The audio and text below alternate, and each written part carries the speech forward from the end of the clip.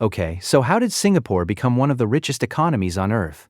When almost everything it needs has to arrive from somewhere else. Stand at the port before sunrise and look at one container hanging over the water. A crane lifts it from a ship that came from one country. A computer assigns it to another berth. An automated vehicle carries it across the terminal. A second ship will take it somewhere else. The box may never enter a Singaporean shop. Nobody living in Singapore may ever use what is inside it. The country does not own the cargo, did not make the ship, and may not be the final customer for either one. And yet that brief stop is part of how Singapore became rich. That is the puzzle. Singapore has a population of about 6.1 million people, but in 2025 its economy produced roughly 789 billion Singapore dollars. Merchandise trade reached about 1.4 trillion Singapore dollars. Trade in services reached another 1.06 trillion. Those trade totals are not GDP. They count the gross value of imports and exports moving through the system, while GDP measures the value created inside the economy. But put the numbers beside each other and the scale becomes impossible to miss. This is not an economy built mainly around 6 million people selling things to one another. It is an economy built to perform work for a much larger world. The port makes that visible. In 2025, Singapore handled a record 44.66 million standard container units. Around 90% of its container traffic is transshipment cargo. The box arrives on one vessel, changes ships, and leaves. So, what is Singapore actually selling? The easy answer is location. Singapore sits beside one of the busiest shipping routes on Earth. Ships already pass nearby. Put down a port, charge a fee, and collect money from traffic. Geography sends to you. Except geography does not lift the container. It does not guarantee an open berth when a ship arrives late. It does not refuel the vessel, process its documents, insure its cargo, repair its equipment, exchange its currency, or make sure the next ship leaves on schedule. And ships are not trapped. Other ports operate in the same region. Some have more land. Some have cheaper labor. Some sit behind much larger domestic markets. A location can place you beside the traffic. It cannot make the traffic stop. And the stop itself has several layers. A vessel may buy marine fuel, take on supplies, arrange repairs, change crews, submit documents, and coordinate its next departure while the containers are being moved. Singapore sold a record 56.77 million tons of marine fuel in 2025. That is not container revenue. It is evidence that one ship call can create a cluster of transactions around the same physical arrival. The port is useful because the vessel can solve several problems in one place. Remove enough of those surrounding services and the crane may still work, but the stop becomes less valuable. That container therefore begins a chain of decisions. A shipping line has to believe the port will be ready. The terminal has to know where the box is going before it touches the ground. Fuel has to be available. Customs systems have to work. The next vessel has to connect to the right route. One delay can make the box miss that vessel, and once it misses the vessel, the problem moves outward. A factory waits for an input. A buyer waits for an order. A ship loses time at another port because its schedule has shifted. The value is not in the crane moving once. It is in thousands of separate parts agreeing on what happens next. Singapore did not begin with nothing. The famous story of a fishing village becoming a financial capital skips too much. Long before independence in 1965, Singapore was already an important colonial trading port. Ships came through. Warehouses stood near the water. Merchants already understood the location. But an inherited port was not enough. The country had a small domestic market, limited land, serious housing pressure, and urgent demand for jobs. Separation from Malaysia removed the larger common market Singapore had expected to use. The planned withdrawal of British military activity threatened another major source of employment. A port can be busy while the country around it remains vulnerable. Cargo passes through, fees are collected, and the higher value work can still happen somewhere else. Singapore had to keep more of that work. The Economic Development Board had been created in 1961 to drive industrialization. Jurong was developed as an industrial estate. Foreign manufacturers were actively courted. In 1968, National Semiconductor opened an operation in Singapore. That move changed the role of the port. The container no longer had to be only a box changing ships. It could bring in a component, a chemical, or a piece of equipment, enter a controlled production process, and leave carrying something more valuable than what arrived. This was a difficult strategy for a country where land and labor would never be the cheapest in the region. A basic factory can move to wherever space costs less. Singapore needed the kind of production where the cost of failure mattered more than the cost of rent. That is why manufacturing still accounted for about 18.5% of nominal GDP in 2025. Semiconductors, biomedical production, specialty chemicals, aerospace services, precision engineering, these are not businesses that tolerate random power cuts, uncertain deliveries, weak intellectual property protection, or equipment sitting idle while a missing part waits at sea. Picture a semiconductor wafer moving through a clean room. The wafer is small, the system around it is not. Stable electricity has to reach the plant, water has to meet demanding standards, chemicals have to arrive safely, trained technicians have to be on shift, proprietary designs have to remain protected. Finished products have to reach customers quickly. A lower tax bill cannot rescue that factory if the production line keeps stopping. But the factory creates another problem. It needs land. So does the port. So does the airport. So do roads, reservoirs, housing, military facilities, parks, offices, schools, and hospitals. On a small island, one successful use can physically block another. Take one parcel near deep water. Port planners may want it for future berths.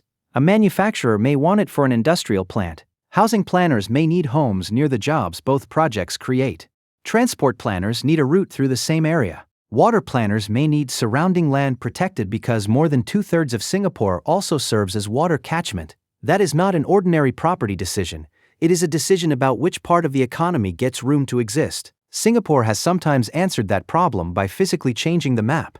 Jurong Island was created by joining and reclaiming several smaller islands, expanding the industrial area from roughly 10 square kilometers to about 32. The result was not simply more waterfront. Chemical plants, pipelines, storage, utilities, and related businesses could be clustered together instead of scattering the same infrastructure across the country. But reclamation does not make land free. It requires money, planning, and a belief that the future activity will justify turning sea into industrial ground. Every new hectare still represents a choice about what the island expects to need decades later. Singapore's statutory land use plans look roughly 10 to 15 years ahead. State land is released in planned cycles. Industrial areas are placed around utilities and transport. Housing is connected to trains, schools, clinics, and town centers. The point is not that a planner can predict everything correctly. The point is that the container terminal, factory, apartment block, and train line cannot be treated as separate projects. Build the jobs without the homes and workers travel farther. Build the homes without transport, and the roads choke. Release every valuable site for immediate commercial development and the city may discover later that there is nowhere left for infrastructure the next stage of growth requires. Then there is the money paid for the land.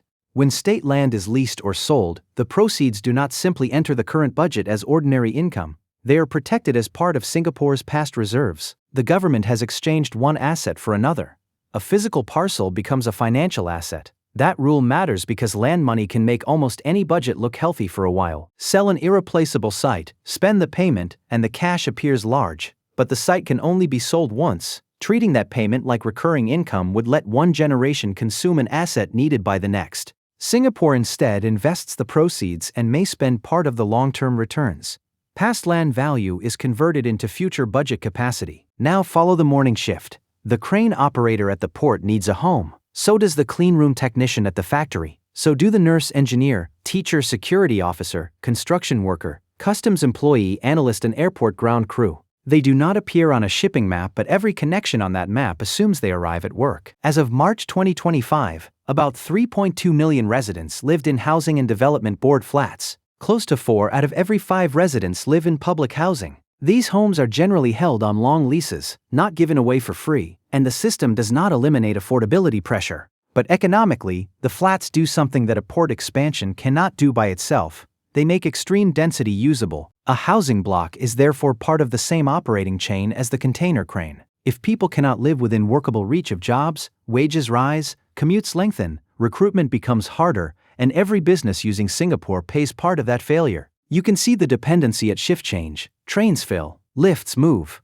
Children leave for school while parents move toward hospitals, offices, terminals, and industrial estates. The city has to change crews without switching off, and the resident population still cannot supply every person the system requires. In December 2025, Singapore's foreign workforce was about 1.636 million people. That includes professionals, technical workers, manufacturing employees, construction crews, maritime workers, service staff, and migrant domestic workers. The number is not merely a labor statistic. It is the difference between a project existing on a plan and being physically completed. Tuas cannot be built by a map. A semiconductor plant cannot run on tax incentives. A hospital cannot operate with an empty roster. This dependence has to be handled responsibly because workers are not interchangeable pieces of equipment, but the economic fact remains. Singapore's working capacity is larger than its citizen workforce, and that matters even more as the population ages. More than 1/5 of Singapore's citizens were 65 or older by June 2025, and that share is expected to rise further by 2030. Singapore cannot solve that pressure by adding another million hectares or endlessly expanding the population. It has to automate some work, raise productivity, attract skills from abroad, and keep enough people willing and able to operate the city. This is why the new port is being designed around automation. It is why advanced manufacturing matters. The country has to keep producing more value from each scarce worker and each scarce piece of land. Now the container leaves the terminal and the invisible transactions begin to appear. A shipment may need trade financing before it moves. The seller may want payment protected. The buyer may need credit. The shipping company may collect money in one currency and pay expenses in another. The cargo may need insurance. A regional headquarters may manage the contract. Lawyers may define who carries the loss if the delivery fails. A treasury team may decide where the cash sits while the goods are at sea. The physical box creates work for businesses that never touch it. The same hub logic appears at Changi Airport. In 2025, Changi handled about 69.98 million passenger movements and roughly 374,000 aircraft movements. Those are movements, not 69 million unique tourists. Many travelers arrive because Singapore is where one flight connects to another. A passenger in transit may never enter the city, just as a transshipment container may never enter a local shop, but the connection still requires gates, baggage systems, fuel, ground crews, security, scheduling, food, retail, hotels, and airlines willing to coordinate their networks around the airport. The port moves boxes between ships, the airport moves people between flights, the financial district moves money between companies and currencies. Different objects, same economic opportunity, become the place where one journey can safely turn into the next. Singapore's financial sector includes foreign exchange, asset management, insurance, commodity trading, trade finance, and regional treasury operations. Assets managed in Singapore exceeded 6 trillion Singapore dollars, according to the latest official survey. That does not mean Singapore owns $6 trillion. Most of the money belongs to clients. Singapore earns by administering, investing, protecting, financing, and structuring activity around it. The headline corporate income tax rate is 17%. That helps attract attention. It is not enough to explain why a company puts an expensive factory, regional treasury, or long-term headquarters there. A tax incentive is valuable only if the rest of the transaction works. The company still needs electricity, water, workers, transport, suppliers, finance, legal enforcement, housing, schools, and approvals that arrive before the investment becomes obsolete. And all of those systems cost money before they create a return.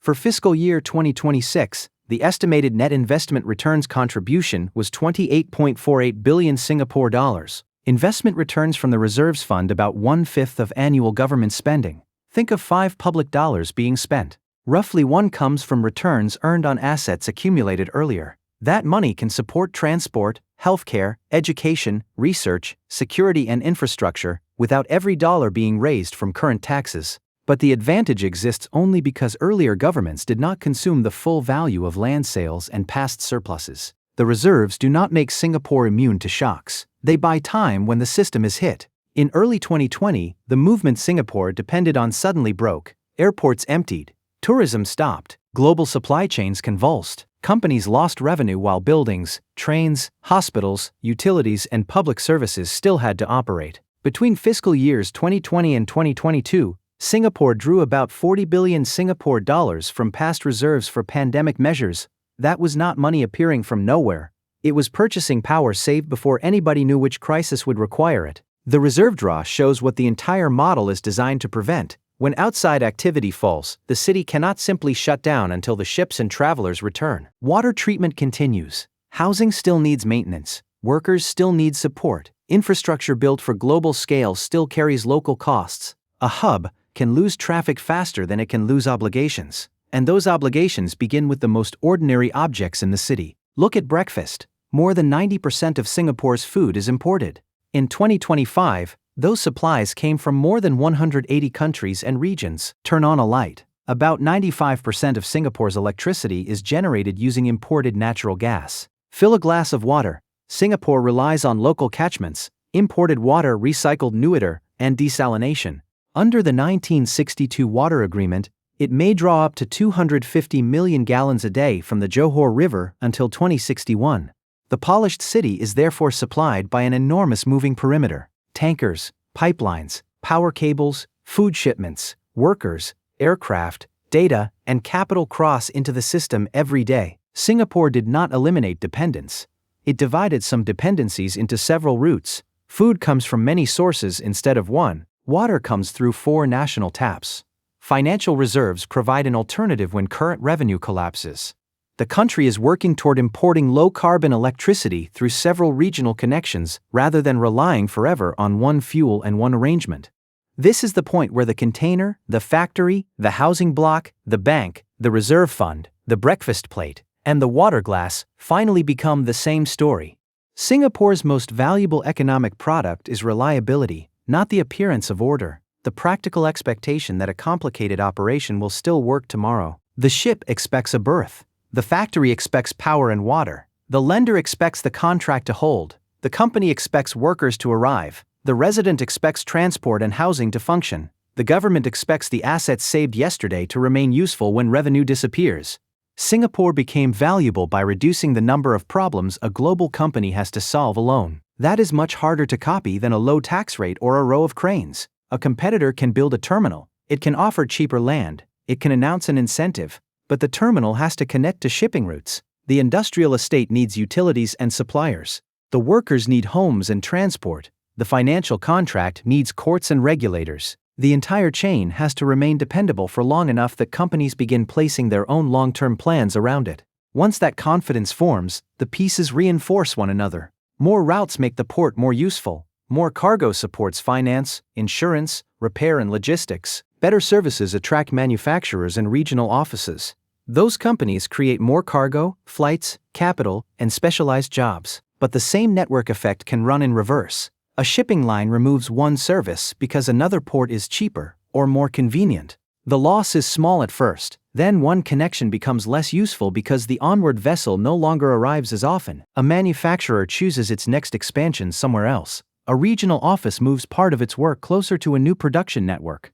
The skyline remains full, the port remains busy, but Singapore becomes slightly easier to bypass. That is the risk underneath the entire economy. Singapore can diversify food suppliers, water sources, industries, and financial assets. It cannot locally manufacture an open global system. Goods, capital, people, information, and business relationships still have to cross borders. Enough of them have to find Singapore worth the premium. This is why Tuas Port is more than a construction project. Tuas officially opened in 2022. When completed in the 2040s, it is planned to handle up to 65 million container units a year and bring Singapore's container operations together in one location. The cranes, automated vehicles, berths, and reclaimed land are easy to film. The economic decision is harder to see. Port capacity takes years to create. If Singapore waits until ships are already delayed and terminals are already congested, shipping lines do not have to wait with it.